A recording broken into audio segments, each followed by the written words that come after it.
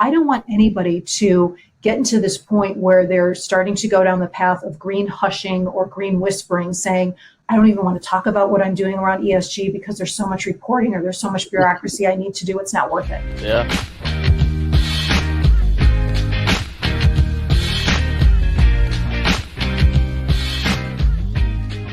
Let's talk about the photos and the renderings that you use on your property website. Every prospective renter will tell you that your website's gallery is going to play a significant role in their decision to visit the property and inquire about leasing. If that's the case, those photos and video assets better be attractive. Did you know that 61% of students in southeastern states prefer a bedroom photo that has daylight coming from the window versus evening light? However, 69% of students in Midwestern states prefer evening light. Isn't that something you would like to know if you're building a website for a property in Tennessee versus Missouri? And here's another one. Were you aware that 78% of students that were recently surveyed prefer exterior building photos that are set in sunrise or sunset lighting versus midday lighting? I didn't realize that. But in a world where every property website is trying to attract as much interest as possible, don't you think that's some important data to consider? So how can you get your hands on this data? Well, those 3 data points I just mentioned are all from an annual report titled Designing for the Future. The report is spearheaded by Euphorus VR and supported by several student housing companies like Asset Living, Cardinal Group, and Landmark Properties. Why is there so much support for this? Because these companies want to make sure they are keeping their hands on the pulse of what students are thinking. Specifically with Euphorus, they spearhead this report because their graphic designers want to understand our customer even better than we do. It's one of the things that makes Euphorus so great at what they do.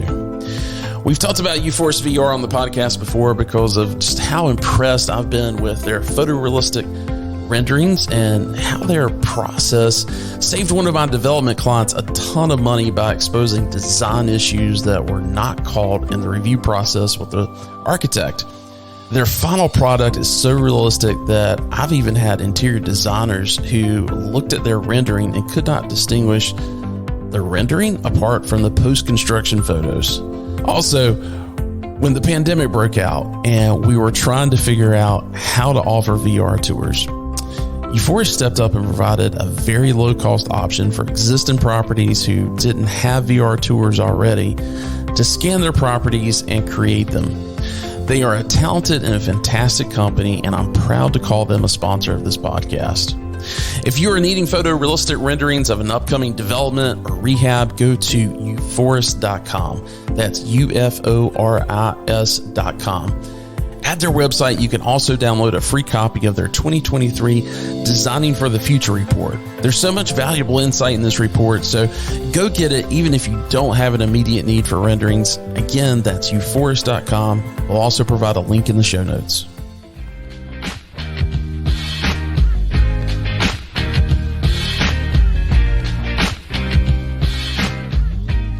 Welcome to the Student Housing Insight Podcast, where we are putting you in touch with the people who bring student housing to life. I'm your host, Wesley Dees, and joining me today is a very special co-host from across the pond that we refer to as the Atlantic, is Dan Smith. Dan, how are you? Very good. Thanks for having me, Wes.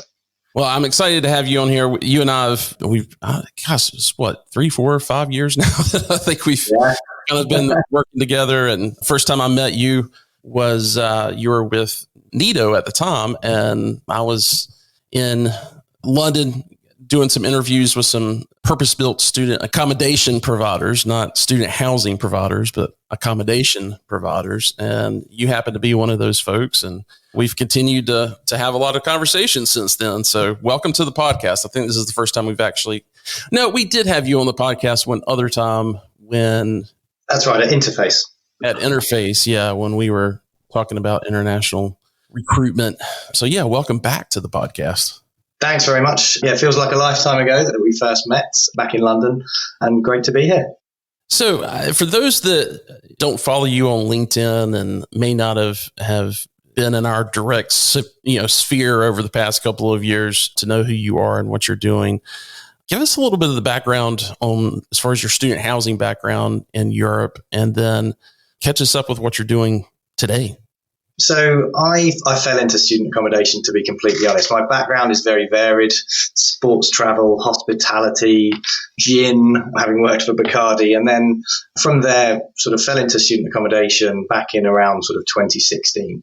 Originally went in as sales and marketing director at Nido, but very quickly became managing director, primarily through a power void rather than any spectacular performance on my part, to be completely honest. But I thoroughly enjoyed my time there. And it was my role as managing director of Nido, which is a pan-European operator, to really sort of grow and scale the business. And so I managed to take it from 4 people to 116, and from sort of 1 property to 14 across sort of 18 months to 2 years. So learned a hell of a lot there, made a lot of mistakes, but made sure they were quite small ones, and have managed to then sort of build a bit of a reputation within the industry as someone that can ultimately help operators and investors to scale their portfolios in a reasonably quick time frame. And then from my time at Nido, where Nido was owned by Roundhill Capital, and I was working with the likes of Starwood and KKR and a fair few other private equity firms. I then went over to an international marketplace based out of India and worked for them for a couple of years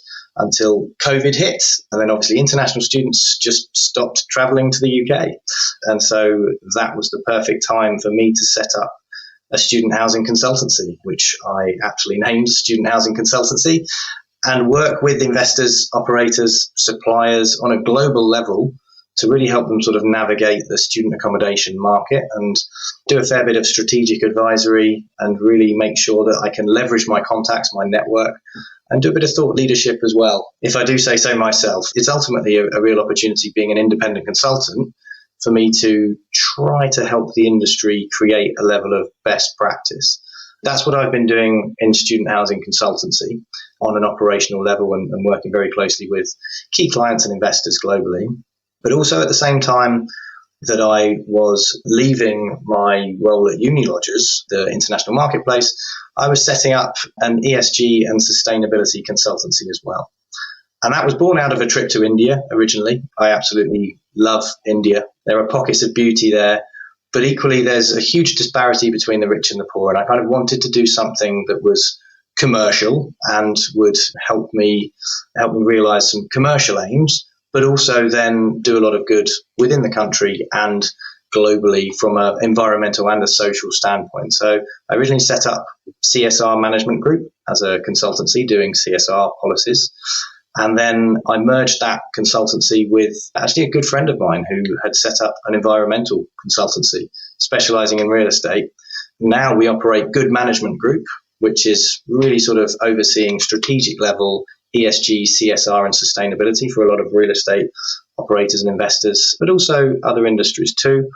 And so right now I'm sort of in the perfect intersection between PBSA and ESG and sustainability, and able to talk with reasonable authority on both sides of the coin there. So it's been a real fascinating insight. Again, I've learned a lot through the industry about ESG and sustainability, and in particular our clients within student housing and build to rent in the UK, BTR, or multifamily as you'd call it in the US, and hotels and hospitality as well. So it's been a real learning curve, but we've got some great clients. We're really making waves in the UK and starting to kind of influence policies in various different areas of the industry.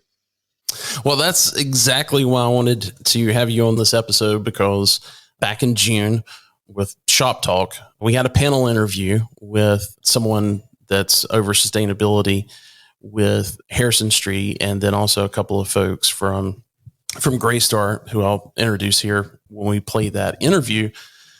But I really wanted to get, obviously ESG and net zero, it's a global strategy that everybody is really focused on when it comes to picking out their investments. And it's not just in real estate, it's across just about every sector. But with real estate, it's really kind of different. And I wanted to bring somebody on that had a little bit of insight, not just from a US standpoint, because our other guests on here certainly have that down, but everything that's happening with ESG here in the States seems to be following maybe 5 to 10 years behind where things are at in Europe. And obviously that's where you're located. And I wanted to really kind of get some perspective from you on how that is rolling out specifically in the UK, and what are some of the things that you're coming across, so that might give our audience here in North America a little bit of some insight as to where this thing is going. And so I guess let's talk first. Why is ESG and net zero something that are services that you provide? I mean, obviously there was the relationship, and I appreciate the background on, the trip to India, but was there something specifically with that you wanted to combine with your real estate experience?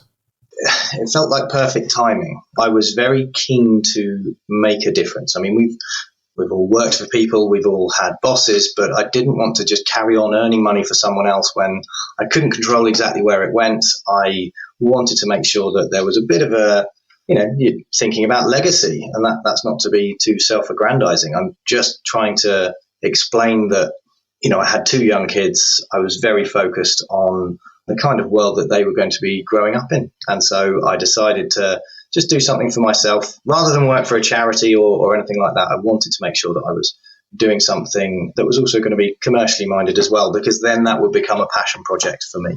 And I think the timing was genuinely pretty perfect, because there's such a focus on it right now within real estate, whether you call it ESG or CSR or sustainability, net zero. There's a lot of different buzzwords for it, and that's why we called ourselves Good Management Group, because ultimately it's about the business of doing good and managing your impacts on an environmental or a social level in particular. And there is a serious focus on that from real estate in particular because of the investor climate. ESG is the term within finance and investments that's banded around. And for those that don't know, that's environment, social and governance, and it deals with all of the factors that might come into play when you're running a business. And for finance firms, they're looking at what the ESG factors and ESG impacts are for each company that they may invest in. So for an operator or a developer or a university, for example, the firms that are financing any kind of developments that they're looking at, they are going to be asking a lot of questions on ESG. And it can be things like, how happy are your staff? How much are you paying them? What's your interaction and impact within your community? And then beyond that, into your environmental impacts, whether it be carbon emissions or your waste or water management schemes, energy management schemes, whatever it might be. It's really making sure that ESG really is a way of making sure that your impacts are as positive as they possibly can be, and that they're communicated beyond that. And that's where I saw there was a huge gap in real estate for a company to come in and help firms of all levels manage, at all levels and all sizes, manage their impacts and then communicate those impacts, develop a strategy to then mitigate those impacts and ultimately manage them on an ongoing basis. And so that's what we've been doing. We act as an outsourced ESG department, or we sort of bolster the existing ESG team. And we typically have a 4-stage process where we go into each firm that we work with and we have a full review. We check the performance, we survey all the stakeholders, we speak to the senior team, we find out whether goals are aligned and investors are aligned and that supply chains are working efficiently. And then we'll help them create a strategy based on what their current performance is and what their goals are. And that includes a net zero strategy, but not always. Beyond the strategy, we can then help them implement a credible ESG strategy with training, with policies, with systems and processes. And these systems are kind of pre-existing, but we've also built our own too. And then following the implementation, we then make sure that we can help them manage on an ongoing basis. And that's been ultimately the sort of biggest reward, that we act as this outsourced ESG expertise. So student accommodation is one sector that Good Management is focused on. It's been pretty incredible to also see some of the football stadiums, or as we call them in the States, soccer stadiums that you've been working with as well. Tell us a little bit about that.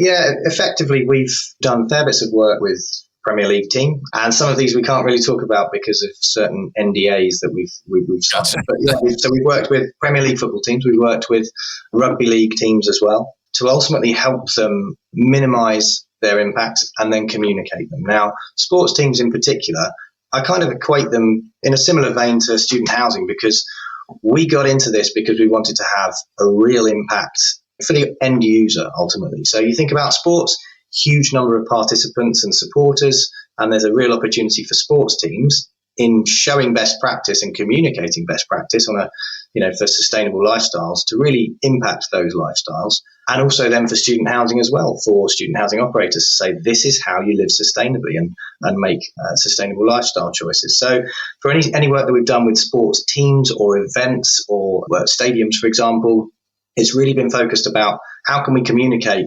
positive steps to the end user as well. And that's what's really kind of set us apart. It's not just about bricks and mortar and, how do you create a sustainable building? It's also about how can you inform and influence those lifestyle choices of the end user or the resident, for example.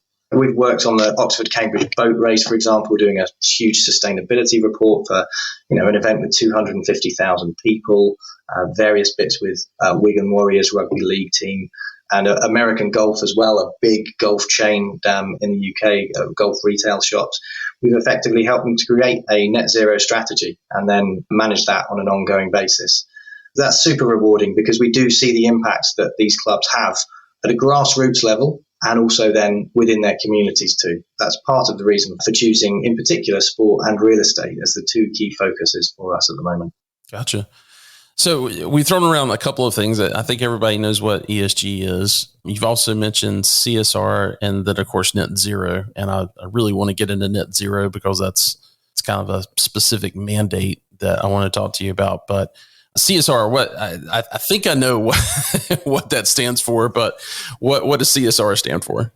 Another great acronym, yeah. It's CSR is corporate social responsibility, and it's the precursor to ESG. To be honest, it was actually around the sort of 60s and 70s that people started to talk about social responsibility and the damages that certain corporate entities were having on the environment and on people and society. And so CSR was sort of seen as a bit of a social impact movement to really help companies communicate the impacts that they were having on people and society in particular. The environment was seen as something slightly separate, and then various terms came in for sort of environmental impacts and talking about being carbon neutral or carbon positive or whatever else it might be. And then we obviously move on to net zero now as well.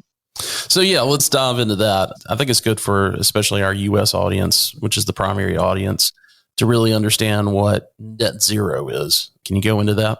Net zero carbon is when your carbon emissions emitted because of all activities associated with any kind of sort of development or ownership, running of a building, they're either zero or they're negative. Ideally, they're negative. You want to be giving back. And there's a lot of talk at the moment about regeneration, the sort of regenerative economy, which is where ultimately companies and real estate firms in particular can end up giving back to the planet through focusing on biodiversity and various other measures too, but making sure that, yes, you are net zero. Now in the UK, we have government targets of net zero by 2050, that every firm, doesn't matter how big or small, will have to be net zero by 2050. That seems like a long time away. Even in the UK and Europe, there's a lot of kicking the can down the road. And of course, on a political level, it's a bit of a football that gets kicked around. We see that pretty consistently. Now, one of the interesting things is that, yes, more recently, and especially at the moment, Southern Europe is experiencing extreme heat. And of course, I've seen this in the States as well. These are definitely linked to climate change. There is absolutely no denying it. There is a huge amount of scientific evidence. So it is starting to have that impact on a global level.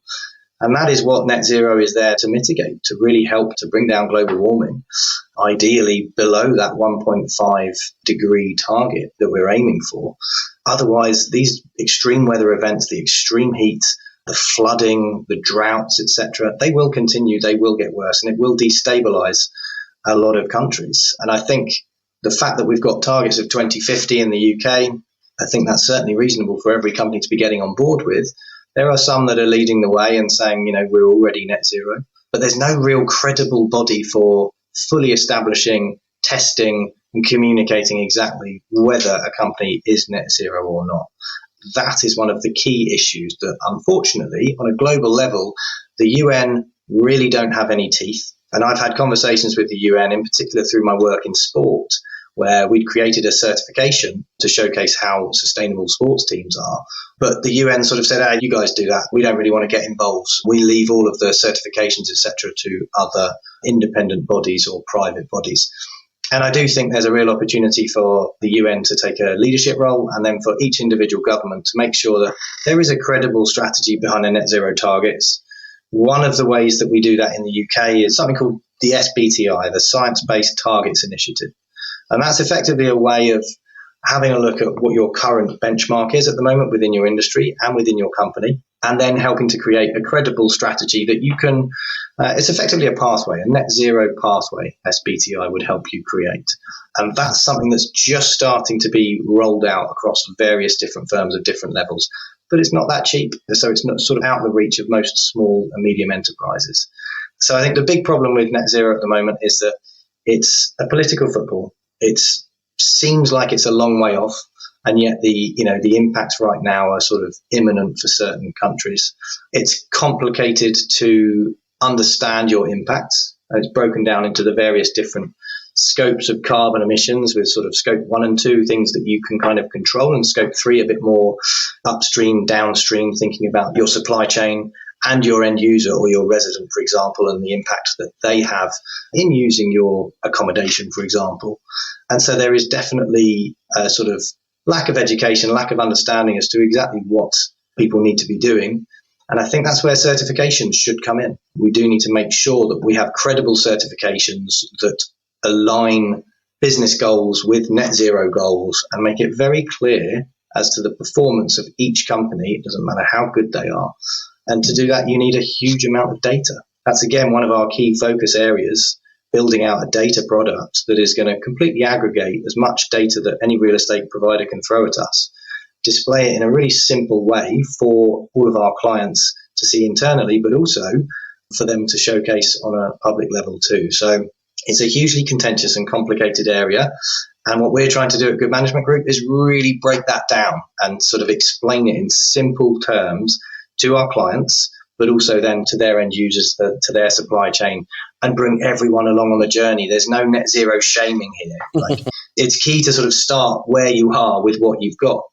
And that's not something that everybody is doing for the right reasons, to be completely honest. Some people want to get to net zero because it's risk management, etc. That's fine. Yeah. Some people want to do it because it's a good news story and it's a communications piece. Again, that's fine.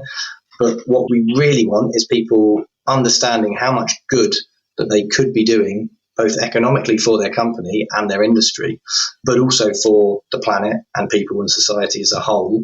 And it doesn't have to be big sweeping changes. It can be quite small tweaks initially, and then know that it's a journey. No one has all the answers yet, but start making those steps now. And that's where we help. And that's the key role for the business. I'm glad you laid it out that way, because I'm going into my 27th year of student housing, and I'm getting to that point where I've seen a lot.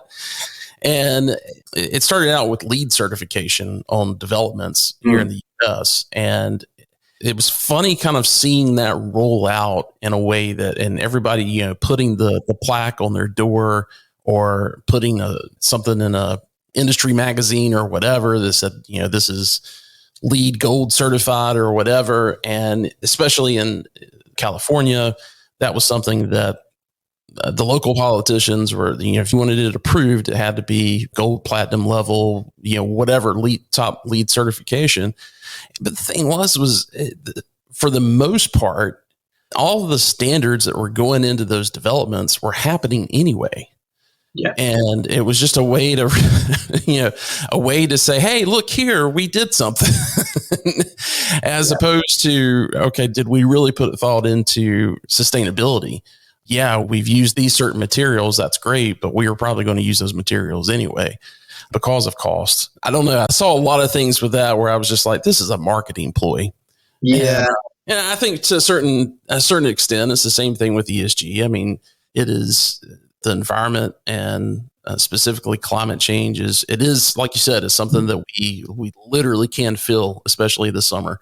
And it's one of those things it's obviously on top of everyone's mind, but at the same time, and this is just my personal opinion, I understand from an investment standpoint, someone wanting to know that they're investing into a piece of real estate or some other company that they can look at some type of score to give some kind of insight into those operations.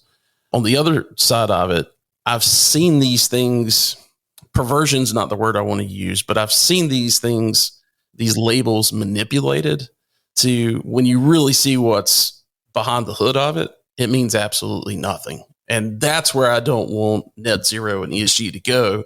And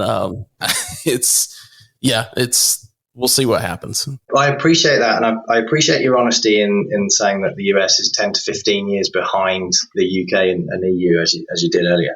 I do think that is the case. I mean, yes, you have lead and you have certain requirements for, from the SEC with regards to ESG reporting. Some of those are there in terms of mandating. Some of those are coming in. Like everyone at some point is going to have to report on their impacts on a social and environmental level. And you could either get ahead of the curve and start doing that now and, reap the benefits in terms of improved reputation. And from a student housing point of view, students are looking at sustainability. It's been in the top 10 for a few years now in the UK in terms of what students are using to make their decisions. And I think that's one of the difficult things in the UK, making that decision and taking an informed view, because we have a few operators that are starting to use terms that are, they feel are appropriate to them because it suits their narrative. And I mean things like talking about operational net zero, which I think is slightly misleading, because realistically, when you're talking about operational net zero, that is your scope 1 and 2 emissions, which covers everything that you can kind of control, your energy costs, etc. And ultimately, you're then sort of using net zero. And that is ultimately, for me, that's greenwashing. Like I can't say anything else about that. It is greenwashing. It's doing it with reasonable intentions, but it's just confusing for everyone. And I think what we need is that international standard that everybody understands. Now, in the UK and Europe, we have BREEAM as our equivalent to LEED. BREEAM is starting to become the standard for most student accommodation buildings. Now, there's various different levels of BREEAM that you can get. Or you can get BREEAM in use, which is for any buildings that are already built, and then BREEAM in development as well. And ultimately, getting to a standard where you can say, hey, look, we are BREEAM excellent or BREEAM outstanding. That is where you want to get to. Now, student housing, it seems like most of them are going for good or very good, which is, there's a lot more that they could be doing. And that's the frustrating thing for me, that I don't think that the student housing industry, even in the UK, arguably the most mature market out there, is not ambitious enough. And part of the reason for that is, again, following the money back to the investors. Some of these investors are seeing ESG as a bit of a tick box exercise. I'm lucky that some of the clients that I work with don't, in particular Partners Group, sort of a Swiss private equity firm, very focused on ESG, which is great for me from a student housing consultancy standpoint and from a good management standpoint. And they want to see things right the way through from the development, investment, look at all of the relevant certifications through to the customer journey and how the customer's looked after. But I think creating those credible standards and making sure they're applied and that people, even the largest firms, know that they need to be hitting BREEAM outstanding for every new development. And there's no excuse not to. The only reason you wouldn't is purely from a cost perspective. Now, the issue that we've got in the UK at the moment is that we can't build enough beds quick enough. We have a massive undersupply of student housing beds. And we have some serious headwinds for the development of these new PBSA because cost of capital has gone up, cost of labour, cost of materials, etc. So everything is going up. When you're value engineering, certain sustainable materials may get value engineered out of a project. Instead of going for BREEAM outstanding, you may then go for BREEAM very good. And that is a real frustration for me when I still see, even in a mature market like the UK and through Europe, that there are certain areas of sustainable development and procurement in particular that get value engineered straight away. So yeah, we do need to make sure that there is a serious benchmark and a real sort of understanding of what does good look like for a development, for an operational asset. There's a lot of work done by Global Student Living with their Net Zero Task Force, trying to sort of create that standard. And I think that's what everybody needs to be aligned on, what good actually looks like and how can you actually get there. Because right now there's no consensus. In the UK in particular, you have the likes of Unite or UPP or Empiric. These are listed companies on the stock exchange, and ultimately they have to produce these reports. Well, that's the only time you get any data from any student housing companies, when they have to produce these quarterly reports that showcase their environmental and social impacts. There's no other data out there from any other operators at the moment, and that's what needs to change. One of the questions I wanted to ask is it possible within PBSA to get there? And I think you did a pretty good job there of just answering that. Let's go back. I want to talk about something that leads into it, and you touched on it there for a minute, because the development does seem to be at we've slowed down here in the States post-COVID. I feel like you guys are starting to swell with how much develop is actually needed. Obviously, the faster these things have to go up, the less I think people are thinking about net zero and sustainability. Let's talk about that for just a second. What is pushing, because I know this is something that you're talking about quite a bit on LinkedIn. What is pushing that need for additional PBSA in the UK? I know a lot of it has to do with international students, but I think there's way more behind it than that. Can you kind of give our audience a little bit of background into what's leading to that? Sure. So we've just come out of, obviously, COVID, so there's some pent-up demand there already.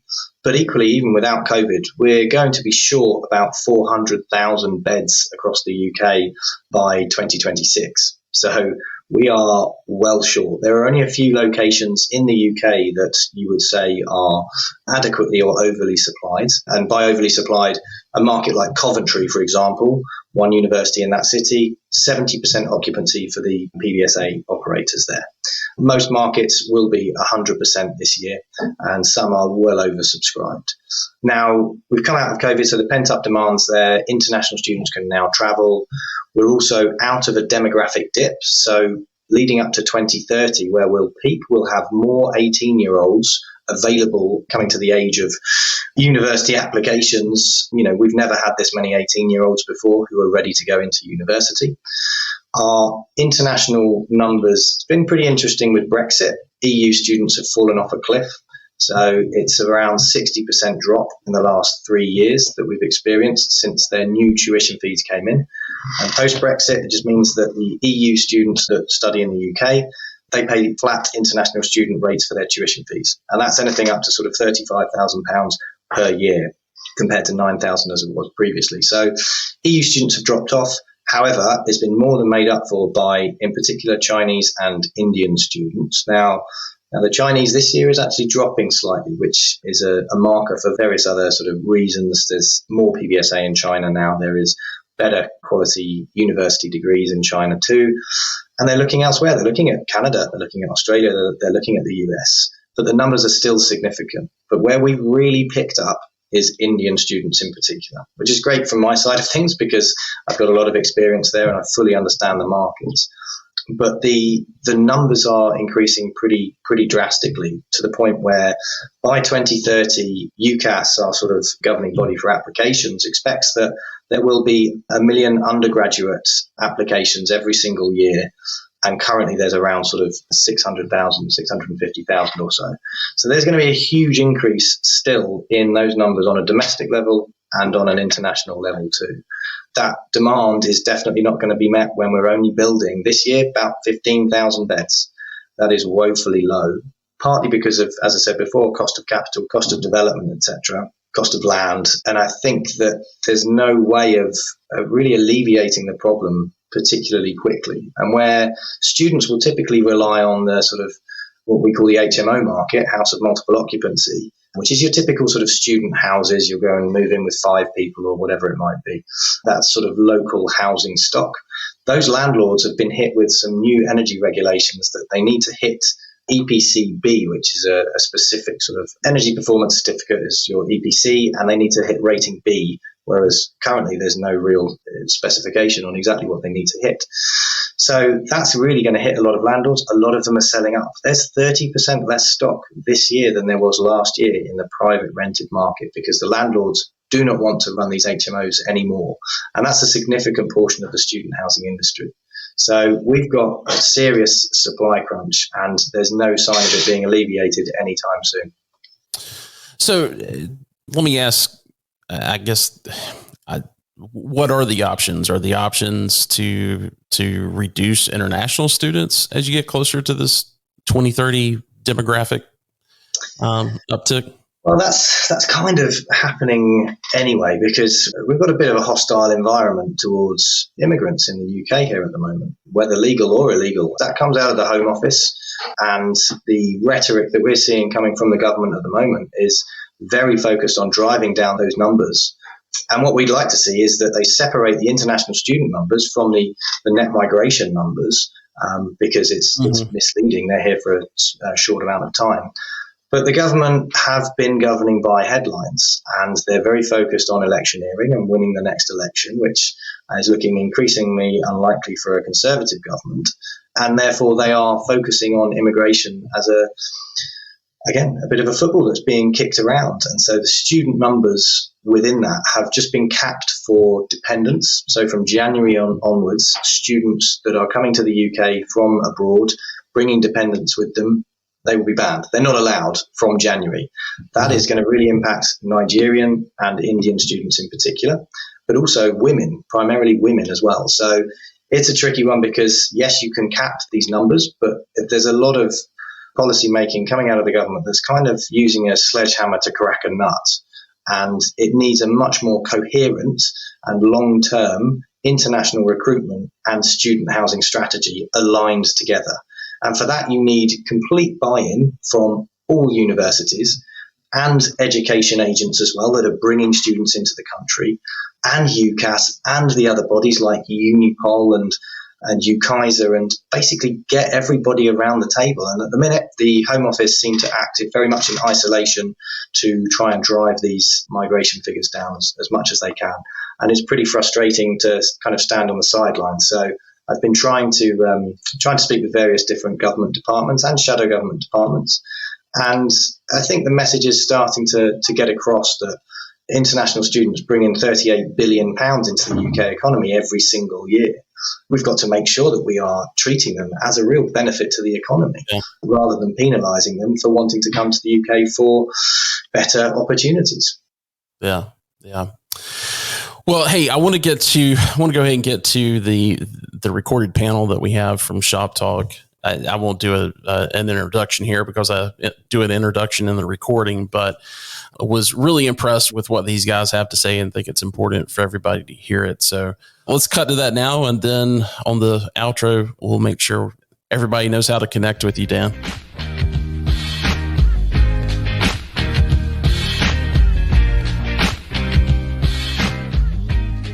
For those that may not know anything about ESG, let's just give a kind of a quick overview. For those that have not been kind of paying attention this past couple of years, ESG stands for environmental, social, and corporate governance. It's a business framework for considering environmental and social issues in context of corporate governance that is applied by investment and lending firms who want to direct their money toward companies that are socially responsible. May of last year, we actually did a section on ESG. It was very focused on sustainability that Echelon Energy helped us out with, but also gave a big kind of 50,000-foot view of ESG. So if you want a little bit more of kind of the basics of ESG, I would suggest going to our website and pulling that up. It was May of 22 that we did that. But like I said, the leadership committee kind of wanted to come back in and had a couple of things that they wanted to talk about. They wanted to talk about an SEC rule that is pending of being released that we're going to talk a little bit about that is going to affect REITs specifically. And then also wanted to get a little bit of an update on social and governance. And so we've got a fantastic group here today that can explain all of that to us. And with that being said, I'll let them introduce themselves. Sure, I can go ahead and get started. So I'm Jill Brosig. I'm the Chief Impact Officer for Harrison Street. And my background in ESG. I've been doing this role for quite a number of years, but prior to that, I actually started out as a physicist. That was my original role. And probably the thing that's most interest that would tie into ESG is one of the jobs that I had that I was doing research in inertial confinement fusion. And fusion is how the sun makes energy. So we're really trying to capture how the sun makes energy. If you were able to do that, then you'd have this source of clean, reliable, perpetual energy. So not in that field anymore, but that's the kind of insight that I bring to what we're doing. At Harrison Street, we've had a formal ESG program since 2013. We have a fully dedicated team that works on this, plus we have a number of committees, and it really has permeated itself throughout the whole organization. Pretty much everyone in the organization has some level of ESG goals, and it really is a part of how we make investment decisions, what we do when we're holding onto assets, and even when we dispo. So I'll turn it over to Chris to let him introduce himself. My name is Chris Laughman, and I'm the Senior Director of Energy and Sustainability for Greystar. I've been in the industry for 20 years now, and ESG, before we called it ESG, we called it sustainability or just trying to make a difference back in the day.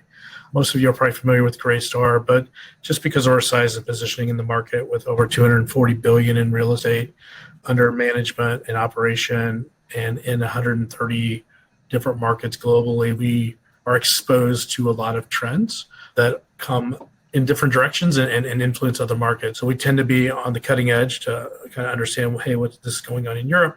It'll soon impact the US. In the US specifically, just kind of speaking generally, I'll let Maddie speak specifically to student, but we manage roughly 2,800 properties in 49 states, and that's across multifamily, student, active adult, and other real estate verticals.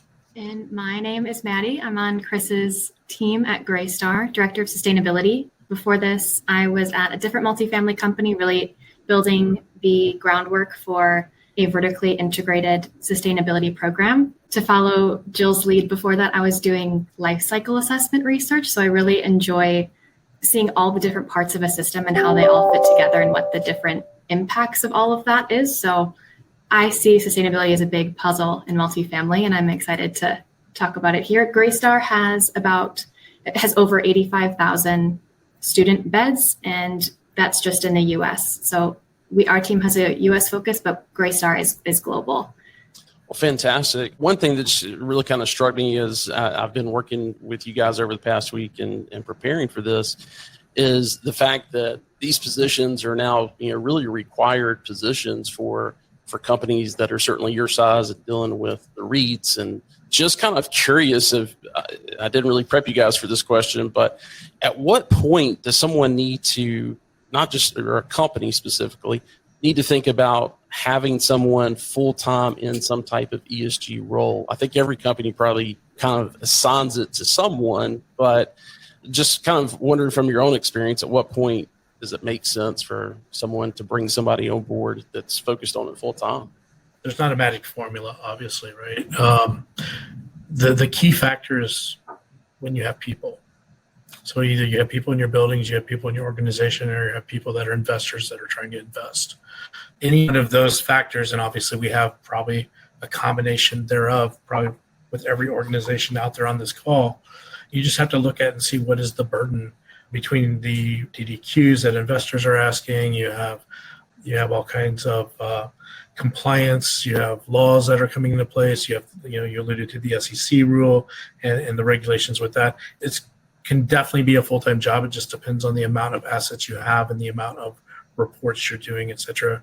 I wish I could give you a formula, but I don't have a formula to tell you when you hit this, you need it. I don't know over at Harrison Street, Jill. Yeah, I would agree. There's not a formula, but I think it does depend on what your brand is and what you want to state. Much of this you could outsource to someone else and have them do a lot of the reporting for you.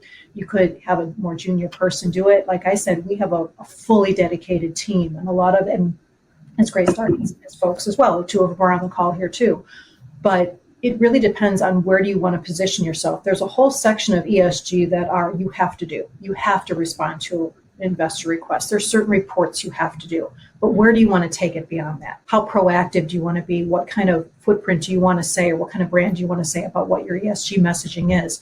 We're trying to be really forward thinking in terms of what we're doing. In fact, our mission is that we really try to do pioneering things And the only way you can do that is if we're doing it in-house and we're coming up with our own strategy. So I think there's a difference between what you're forced to do or have to do versus what you want to do because it's part of who you are as a company, as an entity. Great. Well, I did launch a poll question. What has your ESG experience, or what has your experience been with ESG so far? And the answers range from I was today years old when I learned about ESG to ESG compliance is one of my main responsibilities. Right now, it looks like everybody's coming in kind of in the middle of, I know generally what it is, but it doesn't really impact my day-to-day, or it's a topic that is coming up more and more conversation. So I think we've got kind of the perfect audience for you guys to be speaking with. Let's jump on this SEC rule that is coming out. For those that aren't aware, the SEC mandated, I believe that came out in March of last year, for all public companies that climate risk is a material financial risk factor, and therefore there would need to be some reporting and some risk mitigation that would have to happen because of that. The rule was targeted to begin in October of 22, but due to a SCOTUS ruling on suit between West Virginia and the EPA, that's been pushed back to come out at any point in time. But that is not stopping companies from preparing based on what the SEC has previously provided. So my first question for the panel is, will this rule apply to any REIT that is registered with the SEC or only publicly traded REITs? REITs are governed by the SEC by design. So while you may not be publicly reporting, you still need to file with the SEC typically. The way the rule was originally written and seems to be holding up through the public comment and et cetera, is that it applies to any entity governed by the SEC. So at this point, the position that most of the industry seems to be taking is if you're a REIT, this will affect you, or if you're publicly traded, it will affect you. Maybe just to add, one thing to think about is there's one thing that the SEC is saying, but there's another thing you should be doing just because it's good business practices. So when you went to the previous slide where you were talking about this whole, that the SEC is saying that physical risks are material, you need to be looking at what physical risk is for all of your assets, regardless of what the SEC is saying. That's just good business practice. You should be aware of if it's at risk for whatever, hurricanes, wildfires, sea level rise, you name it, and making sure that you have those mitigation processes and practices completed. When we're seeing more hurricanes, more flooding, globally, we're seeing these types of things. Investors are getting leery that how safe are our investments. And so there's one thing, we have to do it because we're being told, but the other thing is you should be doing it already. Plus, if I could just add on, because it's such a perfect point. ESG, honestly, and we kind of talked about this in our pre-meeting, this is about risk management. Our investors invest not to lose money, right? I mean, any investor is not intending to lose their investment. They're looking to protect it. So this is just another step to make sure that you are evaluating what may impact that investment. So whether you think ESG affects you or not, if you have assets and those assets have value, there's risks. And if you're not managing those risks, then that's where ESG comes in. We're looking at what may impact you from a climate perspective, from an operational perspective, as far as NOI. We're looking at it from diversity and all kinds of other areas that we'll get into. But the point being is this is risk management at the end of the day. Well, and that was my next question. With this proposed rule that they put out, is it more about setting emission requirements, or is it really focused on just disclosing the risks? On this particular rule, the way that it seems to be written is it's about disclosure, not necessarily setting targets. However, if you target, you must verify or quantify where you are in relation to that target. So this is very much about data. It has, at this point, Scope 1, Scope 2, and material Scope 3 emission reporting. For those of you not familiar, that's carbon emissions related to energy that's burnt on site. That's a Scope 1, like gas. Energy that's burnt off-site on your behalf, which is electric, basically. And then Scope 3 gets into things like your residents, and make it into supply chain, all kinds of other areas, and that's where material. We have to be able to count that in order to report it. And so far, perhaps it's a year down the road, 2 years down the road, depending on the size of the company, this data has to be assured as well. So you're going to have data to comply with this. So if you don't know how much electric you're using and you haven't converted that into how much carbon impact that represents from a scope 1, scope 2 perspective, and potentially scope 3 if it's material, then you need to take a hard look at your data and start trying to figure out what is your impact as a company. And really, we should probably be measuring that anyway, because that also presents opportunities. Because once you know where you're using more energy than you expect, that also presents the opportunity to reduce that and improve NOI. And I just published for everybody to be able to download. This will also be on our website later if you're not in a place where you can download it, but actually a checklist for REITs and, for preparing for this rule to come out from the SEC. So I think that's a great tool to look over with your board of directors or your operations team to make sure you guys are compliant. Well, hey, I want to get into the social aspects of ESG. I think student housing companies and everybody in general have really been putting a big focus as far as their social impact was concerned on employees. But housing providers have got a real opportunity to make a big impact with those that we're serving, our residents, as well as kind of our campus community at large. And just kind of interested, are there some resources or general guidelines on how management companies can better provide that social impact with those groups? I think it's really, like you said, Wes, it starts internally with the company culture, and then that permeates to how our employees can treat the residents, in this case, the students. But I think the real magic happens when you involve the local community. So really it's about being in touch with what matters to your renter population. So we're seeing a lot of students are really passionate about climate change, about environmental justice, about biodiversity, like ensuring that we're protecting the resources that affect their future. So if you have partnerships in your local markets, or maybe it is a national partnership where you can say, our company recognizes that we have this population that really cares about food security, so we're going to partner with this nonprofit that helps us engage our residents in this way. What I would advise is just to make sure that you're kind of keeping track of which organizations you're partnering with. Maybe it's the number of communities that have partnerships with them, the number of hours that you've put into it. Maybe it's the dollars donated, so that you can kind of keep that story going internally to let your associates know about that, which keeps the company culture going. And then if you need to report that to investors or on an ESG report for an annual case, you can do that as well. But just kind of starting to keep track of the things you're already doing and connecting that with what matters to your population. Gotcha. Yeah, and I'll just piggyback on some of the things that Maddie had already talked about. I mean, certainly being very focused on and it could be bespoke or it could be more general in terms of what are the types of programs you're doing at the community level, at the student housing level. It could be, like she just said, it could be tied to something that, what do they really care about? It could be donating food to the homeless. It could be volunteering. It could be whatever it is. A couple of things that we've done, and I think this first one is probably the one that Maddie was referring to, is we started a program called Student Care. Right now, the two populations that research has told us are the loneliest are seniors and students. Harrison Street as a company is one of the largest owners of students and the largest owner of senior communities. So what we did is several years ago, we started to cross-pollinate these two generations. We no longer live in a society where it's very commonplace for grandparents to live in the same household as grandchildren. So we're losing so much of that intergenerational knowledge in those relationships. So we've started this program, and it's not just a feel-good thing. There's actually financial benefits as well. We find from the senior living communities, they don't have to spend as much on overtime. They don't have to spend as much on recruiting costs. And frankly, everyone is living longer, so we need more caregivers. So to have this younger generation come in, that's been tremendous. From the student side, a lot of them are figuring out, this is something I want to do. This is a career path perhaps I had never considered. Maybe they were in some sort of a medical or healthcare field and never thought about it.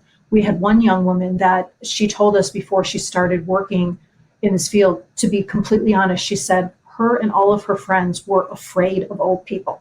I mean, oh my gosh, to be afraid of old people, that's just such a sad thing. But then she got this job and she said, this is what my career is going to be. She said, I love working in this community. Every day I leave so happy because I've helped people. And so it's a wonderful thing. So we can tie it back to financial and economic benefits. Plus there's all of these social aspects that just make it so much stronger. The other thing that we've done that we've committed to is on the health and wellness side. And we have committed to roll out Fitwell Healthy Building certification across all of our properties that have occupants in them. At this point, we have over 250 Fitwell projects. We have more than anyone else in the world right now in terms of Fitwell certifications. And we're doing it for a couple of reasons. One, because we just believe that if you have a building that's been blessed by the CDC as being deemed healthy, that creates an attractiveness, an advantage, a market differentiation, so to speak. We also think it helps attract students and staff to be working, to be living in these types of a building. So that's something that we just feel is important to us. So those are two aspects, the mental wellness and the overall health and wellness underneath social that we're doing. And Fitwell, people can find out more about that at CDC's website. The CDC was the creator of Fitwell, the CDC along with the GSA, but the organization that is the licensor of it is an organization called the Center for Active Design. But if someone just was to type in fitwell.org, you can find out a lot more information about it. Gotcha. Well, hey, let's talk about governance, because I feel like that is kind of the one area that especially smaller student housing operators are really kind of grappling with, because there's a lot of checking of the boxes, and that can be very overwhelming, obviously. And, when you're looking at all the things that you have to do as a management company and even as an ownership group, a lot of that doesn't give you that immediate ROI. And so it constantly gets put to the back burner. Can you kind of help those of us that are in those type of companies break this down, chop it up into small bites? What can we kind of attack first? What should be our priority when we're looking at this? I guess maybe the first thing I'll say is just to kind of level set, what is governance? What does the G mean here? So certainly what you're honing in on, Wes, here is around the reporting piece and kind of the checking of the boxes. Governance, just for everyone's edification, is of course bigger than that. We do a regular materiality survey every few years where we ask our investors, our operating partners, our employees, really all of our key stakeholders, what's most important to you? What's most material from an E, S, and a G perspective? We just completed our latest materiality survey. And if I just carve out the G piece, what are the top 3 or 4 things that they called out? Fiduciary responsibility. Okay, that's kind of a given. Cybersecurity. Maybe we don't think about cybersecurity as being under the G, but it would fall under the G. Data protection and privacy, kind of another similar in that vein of cybersecurity, and DEI. So these are the things that they're saying from a governance perspective are most important to them. So one of the things that I would say for anyone on the phone, if you're trying to figure out what you need to do, make sure you're talking with your key stakeholders. What's most important from them? Now, if we just carve it down to what's on the reporting side, because again, it can be overwhelming. You have that word on that slide, and that's a great word to use because there is so much, kind of separating out what's the must-haves and the nice-haves. If anyone's working with someone like us, investment manager, where we do things like we submit to GRES, which is the Global Real Estate Sustainability Benchmark, where we have to pull various key data, it would be working very closely with an organization like ourselves to pull that information and get that information and do that. Do they have an ESG strategy? Do they have an ESG policy? Do they have someone in charge of kind of at least pulling it together and then really separating out the must-haves versus the need-to-haves? I don't want anybody to get into this point where they're starting to go down the path of green hushing or green whispering, saying, I don't even want to talk about what I'm doing around ESG because there's so much reporting or there's so much bureaucracy I need to do. It's not worth it. Yeah. I want people to know like these are the right things to do. This is what's right for my key stakeholders. This is what's right for us as a company. And we're going to put the resources behind it because we see that this truly makes a difference and it makes us a better partner, a better company because we're doing this. To hit really quick on the DEI from a governance standpoint, is that more of a makeup of board or is it more holistic as to having that representation all throughout your company? The rationale behind what, and again, some people do put DEI in the S bucket, so I want to recognize that. We put it in the G bucket because it has to do more about how you're governing your company. Mm-hmm. What are your hiring practices? How are you developing people? Does everyone have the same opportunity? Yes, what does your board look like? What does your investment committee look like? It's all part of that, but it really is tied more back to the culture. It's not a social program. We don't put it in social because it's not a social program where we're like, well, we need to do all these social activities to increase DEI. It's more of, this is a belief, this is how we govern our business, and this is how we run our business. So that's why we have it there. I'm not that caught up in terms of where people put it, as long as they're doing the right things. But for us, it's far bigger than a social initiative. It truly is how we govern our business. Gotcha. Wes, one thing I just want to add on the G as well is about scalability, which is pretty real for us for sure with the size of our portfolio. But really, this G provides that ability to be scalable. G provides consistency. G provides the policies and procedures that allow you to be consistent across all your operations, whether you have 2 properties or you have 2,800 properties. Key to me, honestly, if I were to rename it, it would be GES, because G drives the E, G drives the S, and really G sets up the framework in which we operate. And if you don't have those policies and procedures in place, then we already have them in place, like the way we lease. Typically, we don't want our properties leasing differently at every single property. We want some consistency. We want to be able to look at that. And so those policies and procedures, that's really, in my mind, one of the most important things about G is it sets up that framework that we operate consistently across the portfolio. For a company that's hearing what you're saying, Chris, and kind of looking back and saying, gosh, we really need to step back. We did all the things of creating our core values and those type of things, but we really didn't spend the time on these kind of aspects. Is it best to reach out to a consultant? Is there a fantastic workshop you suggest they go to? Or what I tell people is exactly what Jill said that they do. First, you need to ask the question, why? Why are you doing this? And that's what the materiality study does, whether you do that in-house or you do that third party. I personally kind of like it being a third party, because I think whenever you're asking your stakeholders what's important to them, you may get some more depth into the answers when it's a third party asking it versus in-house. You remove some bias potentially that could be there. But honestly, that's the first step, is why are you doing this in the first place? What is the goal you're trying to meet? And then you design the program around meeting those goals. Gotcha. So I know we've gone over, and I appreciate the extra time you guys have given. There has been one question, and this was from Mike Rediker again. I don't know if this was so much for this panel versus the last, but Maddie, it goes back to build on your question to that previous panel as well. But how do your firms work with local governments and universities to build affordable housing in new developments while ensuring deals generate required returns? I think that's again, going back to your question, and we could talk about all these great social activities that we can do to help those in our in our neighborhoods that are struggling with food insecurity and things like that. But if the housing isn't so expensive, there may not be food insecurity. So just wondering, what kind of conversations are you guys having within your firms on how to attack that? I'll just throw out one thing that we've been talking about. If we're in situations where the property itself is not 100% leased up, working with university to identify those students that have some sort of a scholarship, but maybe not a full ride, maybe housing isn't part of it, and actually giving those students those empty beds that, frankly, we weren't going to lease up anyhow. I think probably I would answer it a little more broadly, in the sense that a lot of this goes back to planning and beginning with the end in mind. So whenever you're setting up your pro forma for the property initially, knowing what the goals are for the operation of that property, it's important to build this into it. But, if you're doing sustainability right, you're reducing wasted electricity, wasted water, wasted waste stream, I guess the trash. That's reducing expenses.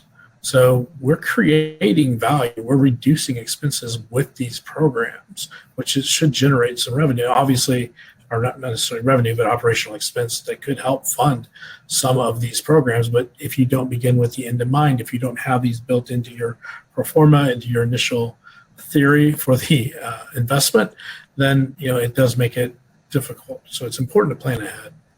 Well, great. Well, guys, I appreciate so much for the time and the extra time today of covering this topic. And I'll make sure that when we put the video out on our YouTube channel and for replay, that you've got your contact information there in case anybody has any questions specific for you guys that maybe they didn't want to ask today. Again, thanks so much.